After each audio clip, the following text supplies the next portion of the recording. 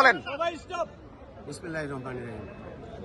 প্রিয় আমার ব্যবসায়ী ভাইরা, আমরা আমাদের প্রতি বিগত দিনেও আপনাদের অনেক আস্থা সম্মান ছিল, আমি মনে করি এখনো আছে ইনশাআল্লাহ। আছে ভাই, আছে।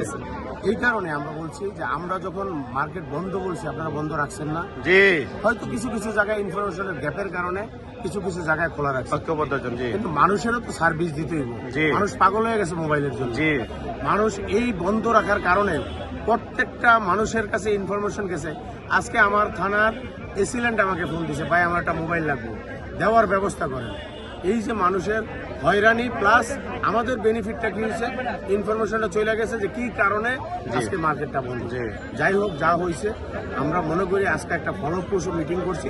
যদি মানুষের কমিটমেন্ট ঠিক থাকে ইনশাআল্লাহ আমরা আশা করি কালকে আমাদের মিটিং হবে এবং কালকে লিখিত ডিড ডকুমেন্টে ফায়াজ তৈয়ব সাহেব বলেছে লিখিতভাবে তারা প্রেস কনফারেন্স করবে, লিখিত দিবে প্লাস প্রেস কনফারেন্স করবে। অতএব আমাদের মার্কেট বন্ধ রাখার মনে হয় উচিত হবে না।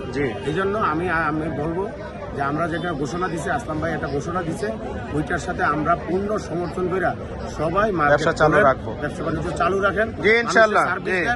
এরপরে যে কোনো প্রয়োজনে আবার নামতে পারেন ইনশাআল্লাহ। সবাই ভালো থাকে। জি, thank you, thank you, thank you.